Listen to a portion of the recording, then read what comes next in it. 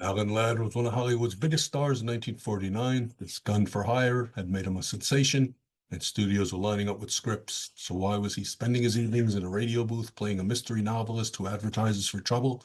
Because Ladd was building an empire.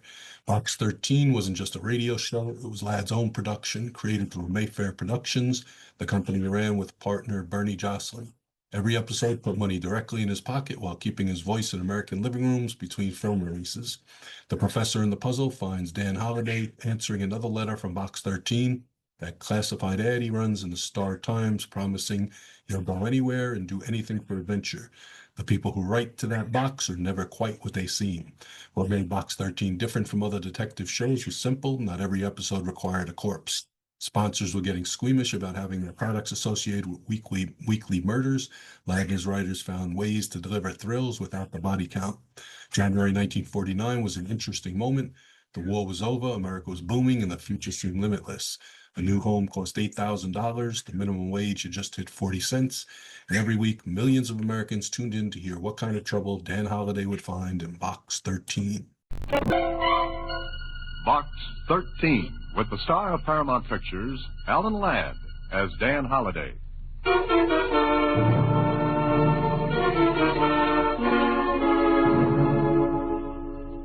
Dear Dan, I know all about your Box 13 ad in the Star Times, but I'm writing to you as a friend to come and see me. As you know, I'm teaching at Redell College, not too far from where you are. Frankly, I've got a problem. I don't know whether it's anything very exciting.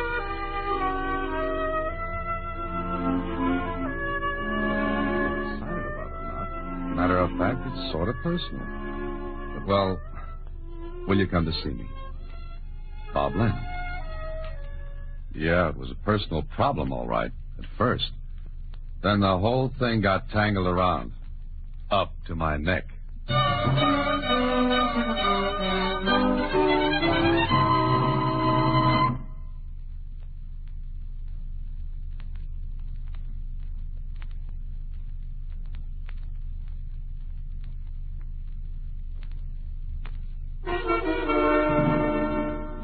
And now, back to Box 13 and Dan Holliday's newest adventure, The Professor and the Puzzle.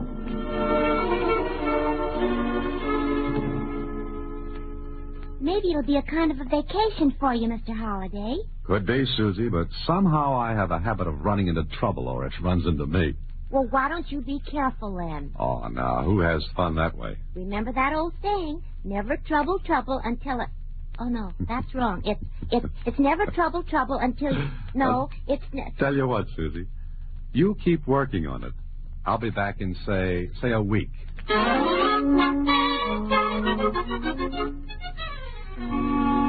Redell College in the northern part of the state was one of those little places where classes are more important than football, and education is still the prime reason for the buildings being there.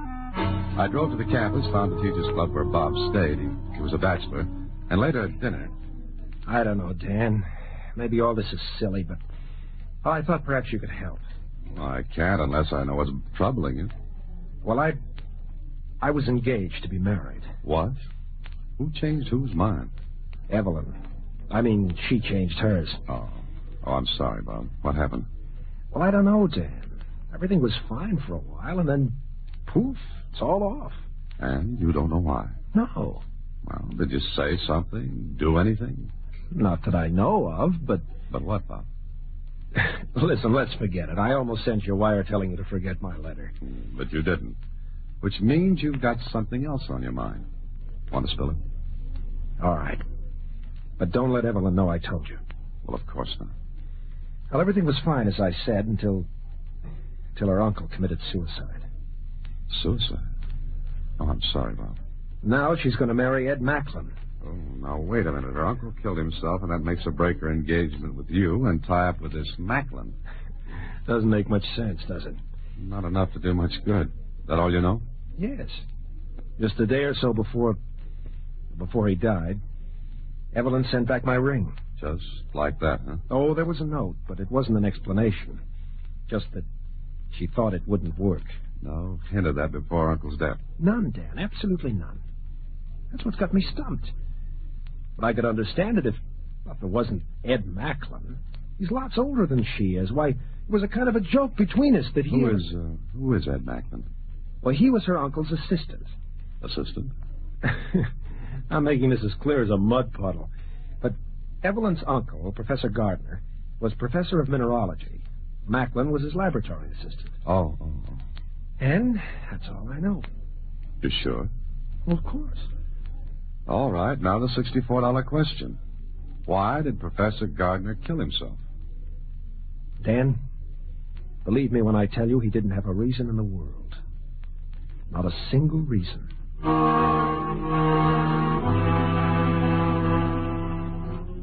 Well, that made as much sense as double talk from Alice in Wonderland. Bob stuck to it, too. But Professor Gardner didn't have a reason to kill himself. Evelyn, it seemed, had been raised by him. He was like a father to her. He was respected, well-liked, famous in a small way for his pamphlets and articles. And I got an explanation of his specialty later from Bob in his rooms. He was a crystallographer, Dan. That means he studied the crystallization of minerals. You see, each mineral has its own particular crystalline formation. Salt, for example, is common table salt, crystallizes in a particular way. Galena, we used to call it the crystal in the old radio sets, you remember? That has another form of crystallization. Well, Professor Gardner was an expert. Well, was he working too hard? I don't think so. It was never work for him. Oh, I see. Well, what do I do now? I don't know. I thought maybe you could... Well, I guess it's hopeless. Look, Bob, is it certain that Professor Gardner killed himself? What do you mean? Well, you said there was no reason for suicide. There wasn't. Would anyone have wanted to kill him? No. You're sure, Bob? I said no. Everybody liked him. Maybe somebody didn't. I didn't know of anyone. And suddenly Evelyn breaks off her engagement with you just after... Now, look, Dan, I'm sorry I got you up here. I guess I was stupid to write to you. Go back and forget the whole thing. You're afraid Evelyn's involved. I'm not. That's what's in the back of your mind, but you're afraid to say so. I said I'm not. Okay, Bob. Still want me to go back? Well? No. No, you find out what you can, Dan. Without getting anyone in trouble. Trouble has a bad habit of popping up. I don't want it to. But you still want me to stay? I guess so. All right. But get this straight, Bob. I am not a detective. What do you mean by that? If I find anything fishy about this, I'll have to call the police. They've already been in. All right. I'll start from here.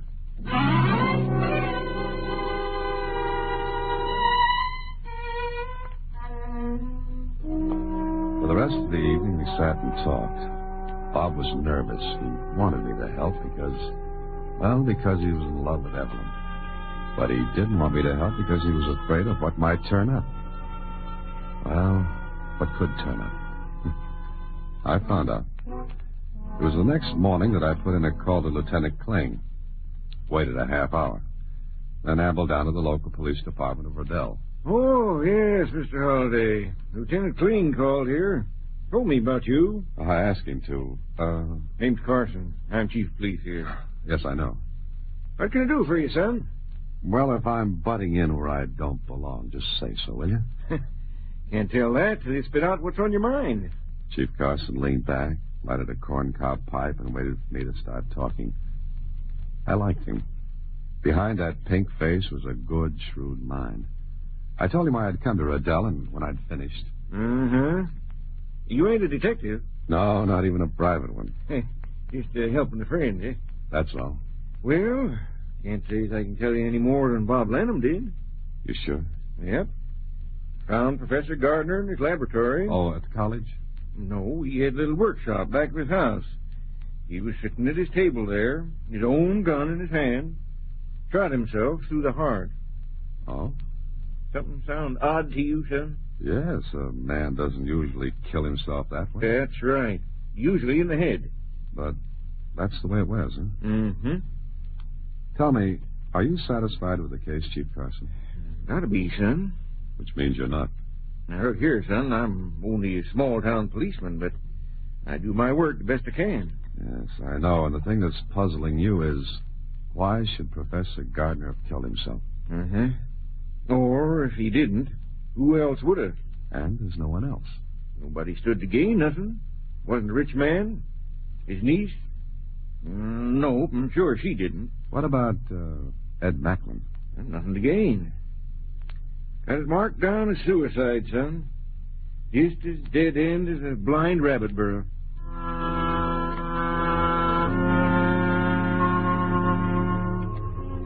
And so it was. A dead end. I didn't press Chief Carson any further. He was shrewd enough to look for clues, and there just weren't any. I went back to Bob's rooms and stopped outside the door. It sounded as though a square dance were going on, with hot music. I opened the door fast. All right, break it up. Come on, break it up. Bob, stop. Bob, get back now. Try it again, let him, and I'll... Dan, get out of the way. Now, cut it out. Oh, let him come on. Get out of here, Macklin. For now, sure. But try to see Evelyn once more, and I'll beat your head in, that's all. He's a little bigger than you are, Bob. All around. I'll kill him. Now, take it easy. What happened? Well, I tried to see Evelyn this afternoon. She wouldn't talk to me. Macklin came in a couple of minutes ago, and, well, you saw what was happening. Yeah, I did. It's a nice eye you've got there. Shut up. Oh, now, look, remember me? I'm sorry, Dan. Okay. So that's Macklin. Uh-huh. Sit down, Bob. I don't want to sit down. Sit down. All right. Now, that's better. Now, how far do you think you're going to get by running into his fist? Now, listen, Dan, I've got to see Evelyn. I've got to find out what's going on. All right, maybe we will. Why is Macklin afraid to let you talk to Evelyn? I don't know, Dan. I take it he's, well, to use an old-fashioned word, a rival. I never thought so. But then, just before her uncle's suicide, she suddenly switches to Macklin. But why? Why should she? If we find the answer to that, Bob, we'll find out a lot of things. Now, let's get a side of beef and fix up that eye. You're going to look pretty silly teaching class tomorrow with a shiner.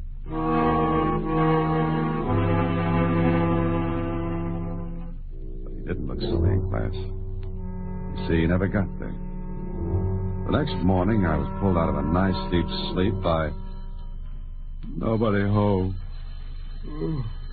Oh. Hello. Dan? Yeah, sure. Bob? Yeah. Dan, I'm in trouble. Great. How could you get in trouble at 6 in the morning? That's too early. It's not a joke, Dan. I'm in jail. Huh? For what? For killing Ed Macklin.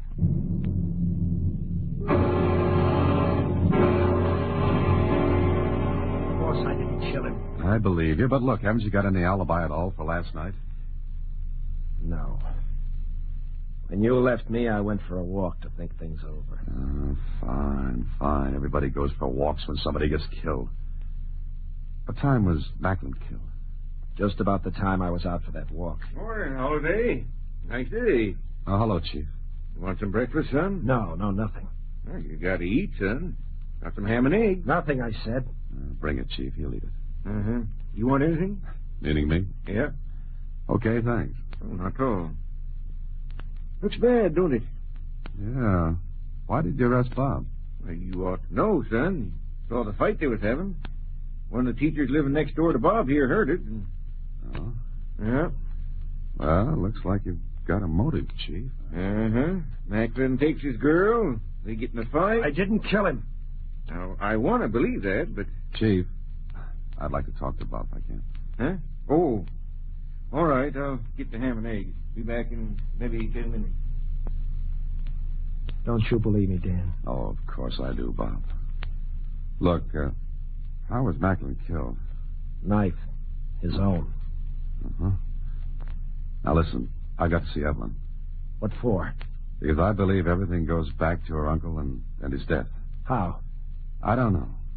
I'd like to find out. Nothing makes sense. Nobody had a motive for killing Professor Gardner. And everyone says he couldn't have killed himself because he didn't have a reason. So what have you got? What have I got? Bob, I haven't the faintest idea. Yet.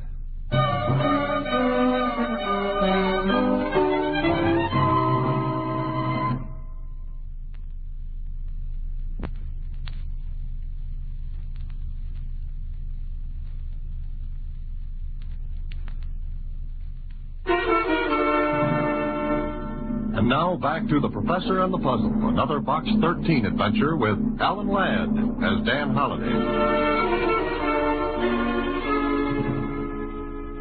I didn't have a thing. Not a thing to go on. Bob was in a spot, but a good one. He had motive, opportunity. Yet I didn't think he'd kill. I believed he couldn't. And I kept thinking that Professor Gardner's suicide had something to do with Ackland's murder. But how? A harmless professor kills himself.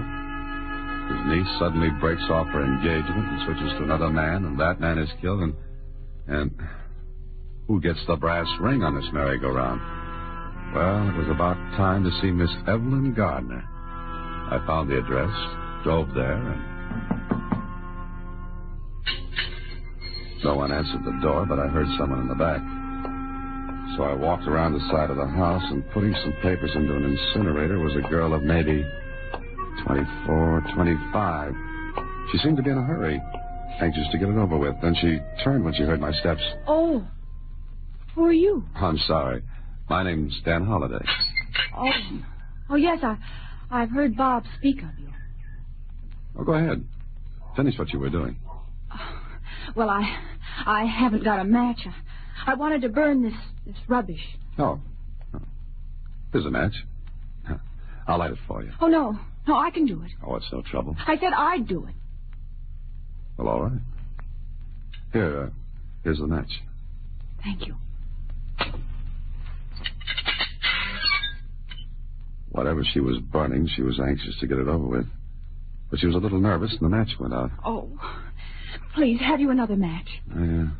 No, I'm sorry. I'm afraid that was the last one I had. Well, I'll have to get some. Will you come into the house? Oh, thank you. Did Bob come with you, Mr. Holliday? Bob? Haven't you heard? Heard? Heard what? No one's told you? Told me what? What are you talking about? Bob's been arrested for the murder of Ed Macklin. Oh, no. No, he didn't. How do you know? Oh, we've got to see him. That might help it. How can you be sure Bob didn't do it? Oh, he couldn't have. Then who did? I don't know. I don't know, but it wasn't Bob. It has something to do with your uncle's death, doesn't it? No, nothing. How could there be a connection? I'm asking you. I'm going to Bob. I've got to see him. She was gone. I watched her drive away, then I hurried back to the incinerator. It was stuffed with papers. I dragged them out. Newspapers, wrapping paper, and then a little sheaf of receipts. Registered mail receipts for parcel post packages. The signature of the sender was M.A. Gardner. Professor Martin A. Gardner. Now, why was Evelyn burning these? I looked a little longer and found something else. A carbon copy of a letter. It was partially torn, and all I could read of it was, "And this is the last job. Because it's the biggest, I want more than my usual fee. If I don't get it, you'll never get the finished products." And it was signed with the initials M.A.G. Martin A. Gardner. Okay, so I had a lead. But where would it get me? I found out. I didn't go back to the jail because I wanted to look a little longer at those papers I'd found. There was also a bank book, and the deposits totaled over $12,000. But it was in the name of Samuel Stoner. The bank was in the city, not in Redell. Back in my hotel, I was trying to figure this out when...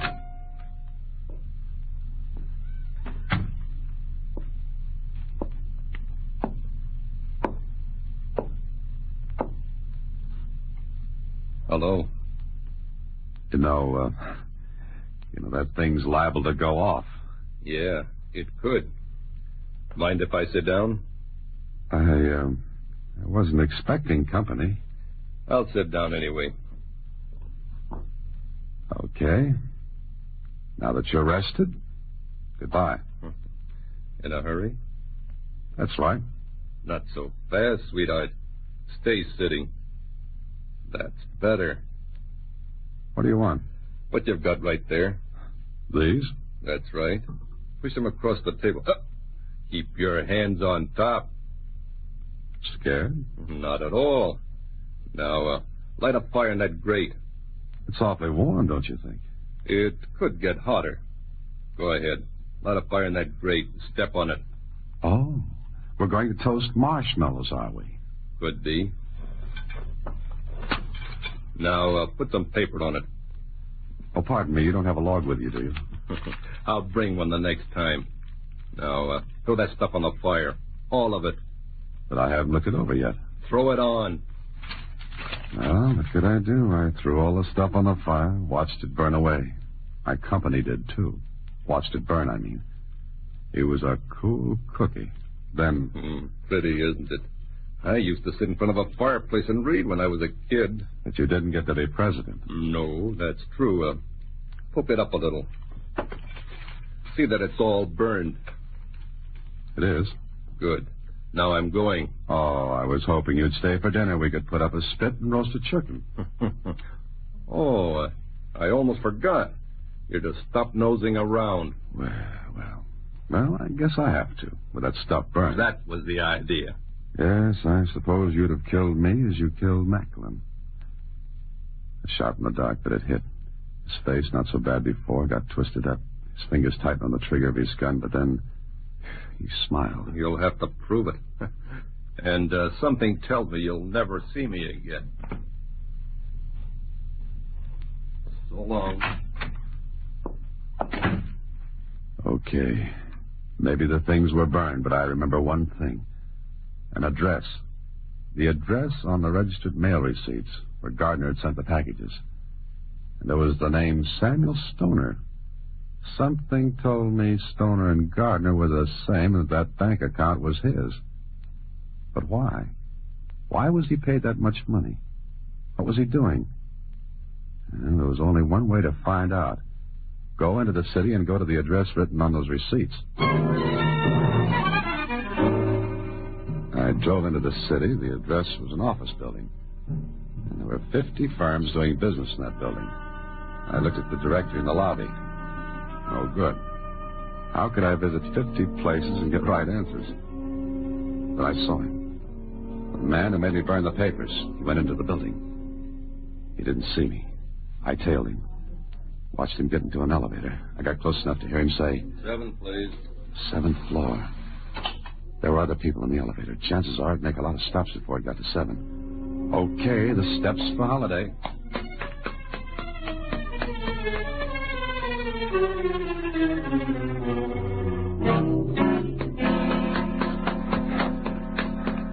I wondered if I'd made it then.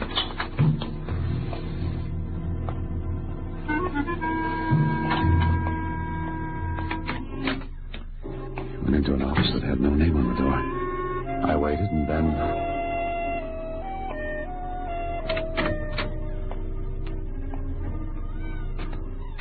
It was an outer office with no one in it. Then I heard voices. Are we clear? Macklin's dead. You killed him, I suppose. Uh-huh. But it looks like someone else did. It was a perfect setup for a frame. Oh, the niece business, huh? Yeah. Oh, and there was another guy nosing around. He picked up some stuff the girl was going to burn. Who was he? Why didn't you... Look, 2 bump offs are enough. I only signed for the Gardner job. All right. Here's your money. Now that I know what the gimmick was, I want more. Oh? Yeah. Don't reach for anything. All right, I'll cut you in on this. That's better. Wait a minute. This other fella. Don't worry. I made him burn the stuff he took from the incinerator. You idiot, you shut up. I told you killing Macklin wasn't in on the deal. But he had this. I had to kill him to get it. You sure you're clean on the Gardner thing? I know I am. I killed him with his own gun while the machines in that shop were running. Nobody heard the shot. Suicide. All right, now get out of here. I'm taking this with me. Put that down. Don't worry. We'll split on it. I just want to make sure there's no double cross. Now, see you later. I stepped back, waited. Then as he came through the door, I knocked the gun out of his hand and grabbed it. Stay where you are. What the... Well, so you were followed here. I'll take what you brought back. No. Hand it over, Cookie. Come on. Well. Okay, let's all take a trip to headquarters. Well, with those two sweethearts safely tucked away, I began to put the pieces together. I did some reading, then I went back to Redell. Went back to see Bob. Dad, where you been? Playing tag with a man, Bob. Got a phone call, Holiday, from the city. You're letting me out? I think they are. Yep.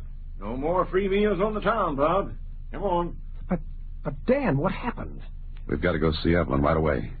And straighten out a few things.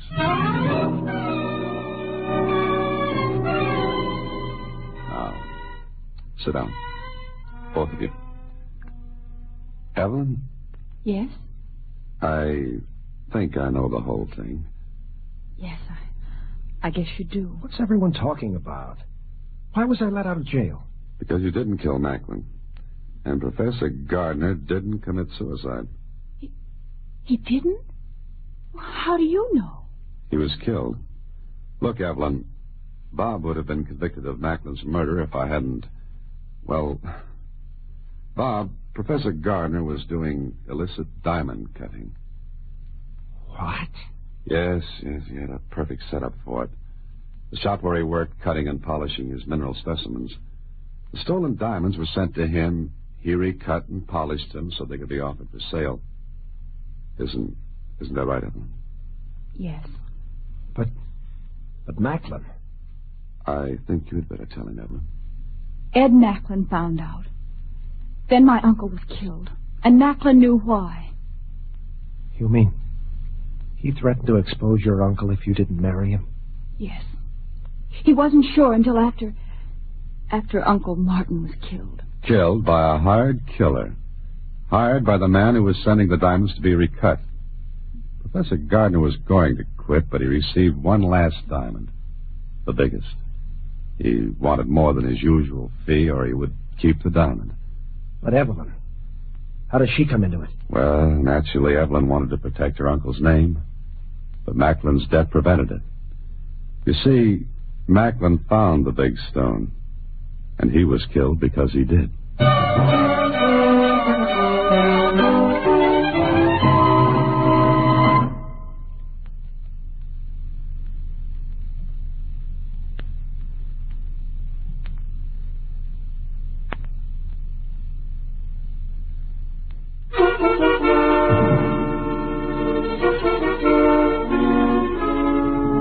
Welcome back, Mr. Holliday.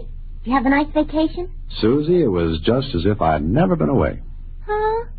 You mean you didn't take a vacation at all? Well, not exactly, Suzy. Oh. You mean it was like a typical holiday? What? I made a joke. Get it? Oh. Good night, Suzy. Next week, same time, through the courtesy of Paramount Pictures, Alan Ladd stars as Dan Holliday in Box 13. Box 13 is directed by Richard Sandville, with an original story by Russell Hughes. Original music is composed and conducted by Rudy Schrager. The part of Suzy is played by Sylvia Picker. Production is supervised by Vern Karstensen. This is a Mayfair production from Hollywood. Watch for Alan Ladd in his latest Paramount picture.